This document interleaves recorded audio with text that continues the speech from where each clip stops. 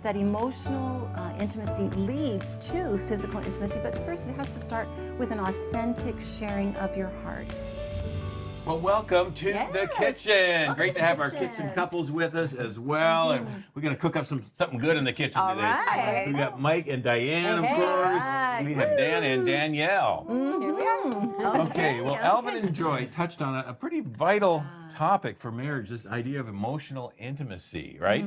And that's a biggie for sure. And it's not always easy, especially for us guys. You know what? It's not. And we girls, we understand that because emotional intimacy is sharing your thoughts and feelings in a vulnerable state, you know, placing yourself in that place of being easily hurt if you're not, you know, in a safe zone.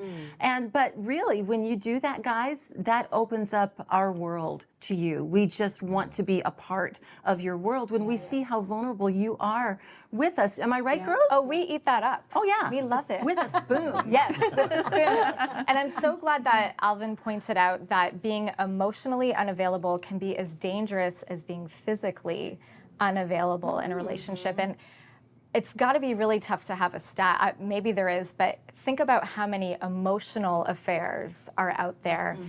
Probably way more than even physical ones, because people think like that's not as dangerous, or, you know, I wouldn't go that far. We didn't do anything.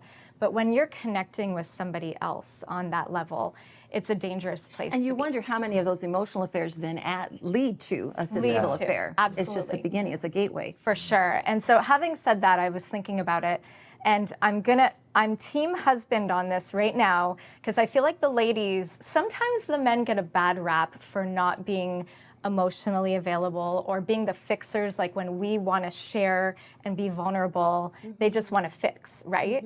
But I think sometimes us ladies, if our men actually do that, sometimes we want to be the fixers too, and we want to maybe scold or mother or critique or, you know, whatever our husbands are saying, which might then Not in lead our house, them, that wouldn't happen. which then might lead them to shut down in the future, like if they're met with something negative. So wives, we just have to be careful to make sure that when our men actually do divulge their deepest, darkest feelings, we are listening and we're not critiquing. That's good. It's definitely harder for the guys, probably, for sure. I think of the intimacies, emotional intimacy would be our least favorite of the intimacies. On a scale of 1 to 10 in intimacy. Yeah, but it's something we can work on, and it's to our benefit to work on, right? Because like women tend to want to feel emotionally intimate before they will want to be physically intimate, and men tend to want to, you know, be physically intimate in order to feel emotionally intimate. So it's a little bit of like a chicken or an egg thing. But I was thinking for us guys, if you want to touch your wife's body, you got to learn to kind of touch her heart first, right? If you want to, right? If you want to get naked, you got to get emotionally naked, like they're saying, right? And so, you know, it sounds a little self-serving because, you know, like, but I mean, it would be in our benefit, guys, amongst all the other things that we might do to try and woo our wife, like bring home flowers or, you know, work out or provide or all these things, to put this on the list of, hey, this is a priority for her, so I could work at that. Wouldn't it be so awesome if like you came home and you're like, you start opening up your heart and you're like, wait a second, what are you trying to, what do you want? What do you want? Yeah, right? we do. We But get hey, up. you know what? Start pouring out your heart to your wife. It might be in your benefit. So, yeah. Eat it up with And I think, on that same thought, if you did that and like express to your wife, and by the way, honey, this is not leading anywhere other than where we are right now. This is most important to me right now, because eventually it might lead someplace else. Right. But for her to But we won't know, talk about that right but now. for her to know that you don't have ulterior motives. Right. You just really genuinely want to be emotionally intimate with her Right. because that's healthy for your marriage. Yeah.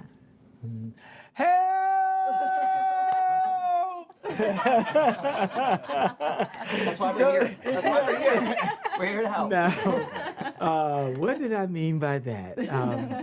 I think it's so important I think many times ladies feel that they're carrying too much, right? But ladies have a unique way of getting their way. right? Yes, we do. And I think if ladies were, and again, I don't want to sort of pass this off as a guy, but if ladies would be a little bit more patient with us as men, right? I think you could get just about anything out of us that you want. Right? And so it really, for me, it's actually patience in this, right? And because I do believe that we need help. And it's uncomfortable for many of us, right? And I think if we just were patient and persistent, right? Both of those are important, right? Patient and persistent, right? I think we get more out of men than we ever thought we would. Totally right. Okay. Okay. What do you think about that, So, Diane? That's well, interesting. We all know that women need emotional before the physical, right? But women need to understand also that our men, they need to feel safe. Yes.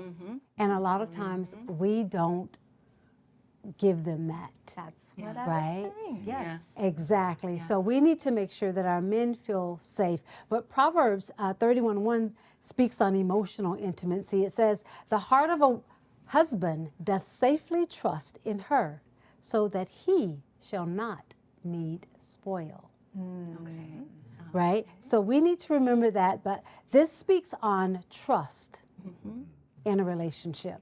That's what it's talking about. It's talking about that trust factor, which is a big element of the emotional You have intimacy. to be able to You have trust to- in order to exactly. share In your order, stuff. you have to trust to get to the next step.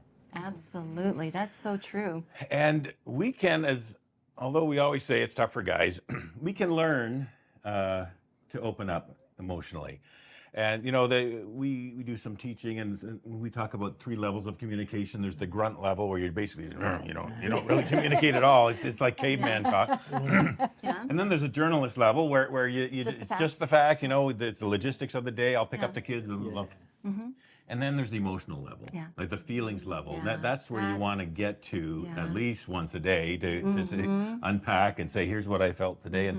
And that can be a learned thing, though. And as I said, it doesn't come naturally or easy, but you can work at it and you can get better. And to your point as well, that emotional intimacy often leads to physical intimacy because of the vulnerability factor. right. So Gary Thomas wrote a book called Married Sex. So good, so good. He and Deborah Folletta co-authored it together, and he says this in regards to that emotional intimacy. He said, one of the most beautiful things 2 people can share is the vulnerability of being physically naked together, but just as beautiful, if not more so, is emotional vulnerability, the nakedness of the heart. A man who has nothing to hide becomes a safe place for a woman to hide her heart, and likewise, a woman who is living authentically and honestly becomes the safest place for her husband. So it does. That emotional intimacy leads to physical intimacy, but first it has to start with an authentic sharing of your heart. That's good. That just overall strengthens your marriage for sure. So this has been a good talk, guys. Yeah, we went there. That's good stuff. Emotional. You did it, guys. You did it. Stay with us. More Better Us to come. All right. Hey friends, we really hope you're enjoying the marriage conversations here on our A Better Us YouTube channel. We have hundreds of more helpful marriage videos designed to give you hope and tools to make your marriage even better. Right. And you can see just a few options we think you might like here and here. So keep exploring. Oh, and make sure you subscribe by clicking here so you don't miss out on all the great marriage help we have coming your way all the time.